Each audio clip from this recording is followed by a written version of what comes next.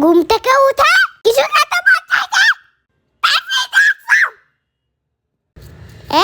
ফ্রিজে তাকিয়ে এটা বল। বলটা ফ্রিজে কেন লেগেছে? মামা মামা বল ফ্রিজে কেন? এই মামা মামা ফ্রিজে একটা বল বন্ধ। আফিফ বেটা, এটা বল নয়, এটা একটা সারপ্রাইজ। দেখবে এটা কি। হ্যাঁ মামা দেখবা। মামা এটা তো আমার বলই মনে হচ্ছে। খেলা করি। না না আফিফ, এটা বল নয়, তুমি একটা থালা নিয়ে এসে যাও।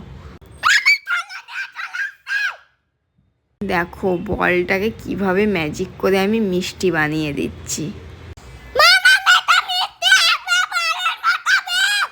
এটা খাবে। হ্যাঁ বেটা, এটা আমরা স্লাইস করেই খাবো। দেখবে আমি এটা স্লাইস করব। এ বাবা, কি হার্ড, স্লাইসই হচ্ছে না।